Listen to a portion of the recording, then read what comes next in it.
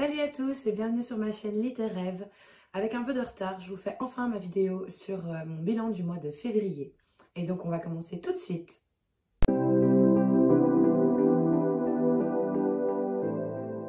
Alors comme première lecture du mois de février, j'ai lu Pachinko de Min Jin Lee, paru aux éditions Charleston. Et je l'ai lu en lecture commune avec Laura S. Reading. C'est une histoire que j'ai vraiment adorée. Je ne vais pas trop m'étaler dessus parce que j'en ai déjà parlé. Ouh, le marque-page part. Je ne vais pas trop m'étaler dessus parce que j'en ai déjà parlé dans une autre vidéo. Mais c'est vraiment une histoire qu'il faut lire, qui parle des immigrés coréens au Japon, surtout pendant la Seconde Guerre mondiale. Mais bon, là, ça commence un petit peu avant. Et donc, ça parle de toute une famille sur 4 générations. L'histoire est hyper touchante. Elle est hyper immersive, on a l'impression de vivre dedans, de suivre cette famille, d'être dans cette famille et franchement je le recommande à fond. Comme deuxième lecture, c'est la lecture commune du mois de février de mon club de lecture Wingardium Libriosa et donc c'est Les 7 morts d'Evelyn Hardcastle de Stuart Thornton, ouais c'est ça. Alors déjà, ce livre je l'avais acheté parce que... Vous voyez la couverture, elle est juste magnifique. Le travail éditorial est super beau derrière. Elle a été parue aux éditions 10-18. Et donc, cette histoire, je l'ai vraiment appréciée. Mais j'ai bien aimé aussi le lire en lecture commune parce qu'elle est très compliquée à suivre. Alors, je sais qu'il y a beaucoup de personnes... en fait, c'est une lecture où soit ça passe, soit ça casse. Soit on est franchement dedans et alors du coup, les pages passent super vite. On se perd un peu dans tous les détails, mais on adore. Ou alors, on n'aime pas du tout, on n'est pas dedans. Et donc ça, c'est ce qui est un peu dommage. Mais moi, je vous conseille quand même d'essayer de le lire. Donc c'est un roman, une histoire de roman policier.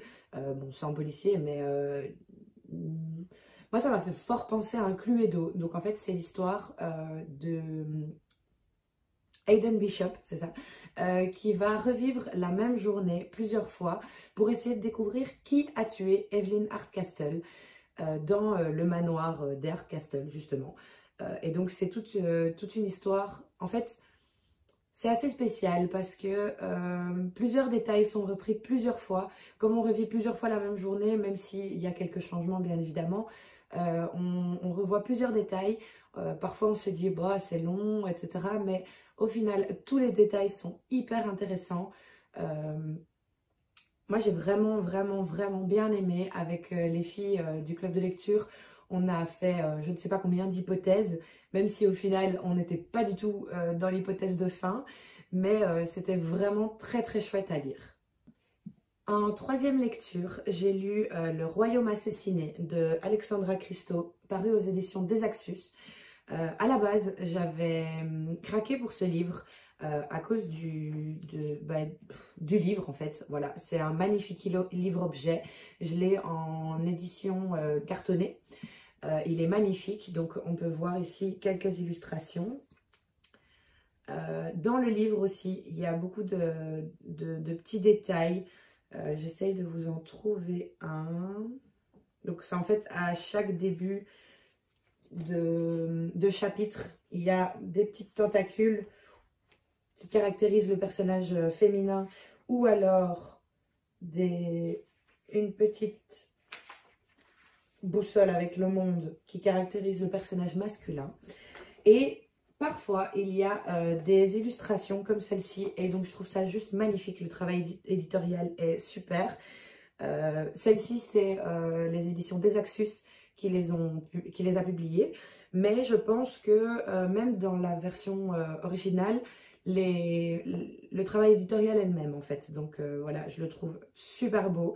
Donc c'est une réécriture du conte de la petite sirène. Ici, on va retrouver, donc on oublie un peu la petite sirène des Disney, tout gentil, tout mignon, ceci, cela. On part vraiment dans la légende des sirènes qui sont méchantes, qui sont là pour tuer les humains, etc. Et donc, c'est vraiment ça que j'ai vraiment voulu lire, ça m'a vraiment donné envie. Et donc ici, on va suivre Lyra, qui est entre guillemets notre Ariel, qui est la princesse des océans, et qui va devoir... tuer en fait le prince, comment il s'appelle encore? Le prince Eliane, qui est le Eric, entre guillemets. Et donc c'est vraiment une chouette histoire, j'ai bien aimé la lire. Par contre, j'ai été un peu déçue du travail de traduction. Parce qu'il y a certaines phrases qui sont mal tournées, ou je dirais mal traduites. Des expressions qui sont traduites comme ça, du tac au tac. Et donc c'est un peu embêtant, même s'il n'y en a que quelques-unes. Donc ça va, c'est pas ça qui gâche la lecture non plus. Mais c'est vrai qu'à certaines phrases, je me suis dit... Tiens, c'est bizarre, ça veut pas dire grand-chose, ça a l'air d'être traduit textuellement, mais bon, voilà, c'est comme ça. Et alors, deuxième petit bémol, c'est que l'action prend beaucoup de temps à arriver. Donc, il se passe plein de choses, c'est pas ça, hein, c'est très intéressant à lire, mais l'action qu'on attend vraiment arrive que vers la fin. Et heureusement, quand elle arrive, on est enfin dedans, on est enfin là. C'est chouette, c'est ce qu'on attendait et donc ça c'est vraiment chouette. Donc si jamais vous avez envie de lire une relecture de conte, je vous conseille ce roman, mais en sachant qu'il y a des petites erreurs de traduction. Donc si vous savez lire en version originale, ce que moi malheureusement je ne sais pas faire, je vous le conseille plutôt en version originale, je crois qu'il est mieux.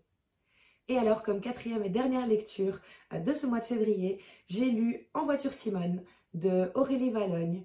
Alors, les romans d'Aurélie Vallogne, j'adore à chaque fois. J'adore cette idée de roman intergénérationnel où on confronte la famille, les personnes âgées, les plus jeunes, etc. C'est toujours drôle, c'est toujours frais. C'est un chouette feel good. Franchement, si on ne sait pas trop quoi lire, qu'on n'est pas trop dans un mood fantasy, etc., ou même une histoire poignante ou quoi que ce soit, les romans d'Aurélie Vallogne, c'est toujours une valeur sûre. On peut toujours aller dedans. Moi, j'adore et je ne peux pas m'en passer. J'en ai encore un ou deux à lire, je pense, mais la plupart, je les ai lus et je les ai tous adorés. Et donc ici, c'est l'histoire donc d'une famille, d'un couple de grands-parents. Donc c'est Martine et... J'ai oublié le nom du grand-père. Jacques. Voilà, donc c'est Martine et Jacques qui... leur couple s'essouffle entre guillemets un peu entre les problèmes familiaux. Je dis problèmes entre guillemets parce que c'est des petits problèmes avec les belles filles, les enfants, etc. Donc les problèmes quotidiens entre guillemets. Et donc qui s'essouffle avec Jacques qui doit partir à la retraite mais qui n'arrive pas à lâcher son travail. Et avec Martine qui justement, elle est contente d'arrêter de travailler, elle veut profiter de sa retraite, elle veut profiter de ses enfants, profiter de sa famille, de ses petits-enfants, les avoir plus souvent à la maison, faire plus de choses avec eux. Et donc, c'est toute l'histoire de deux. J'ai vraiment adoré. Et donc, bien sûr, on a les enfants. Donc, je pense que c'est 3 fils, ouais, c'est ça, 3 fils et 3 belles-filles qui sont, les personnages sont tous rigolos. J'ai lu ce livre d'une traite, je l'ai adoré. Dans ce roman, on a aussi Antoinette, l'arrière-grand-mère, qui est très très drôle. Franchement, elle est hyper sage d'un côté, au niveau sagesse, etc., au niveau conseil à sa famille, mais en même temps, elle a ce petit brin de folie et donc j'ai vraiment adoré. Donc voilà, c'est déjà la fin de cette vidéo. J'ai pas lu beaucoup sur mon mois de février, mais bon, c'est vrai qu'avec le boulot, c'est très compliqué. Après, je pense que j'ai fait de très belles lectures. J'ai aimé mes 4 lectures, donc je suis vraiment contente. Je vous fais des gros bisous de loin et je vous dis à bientôt.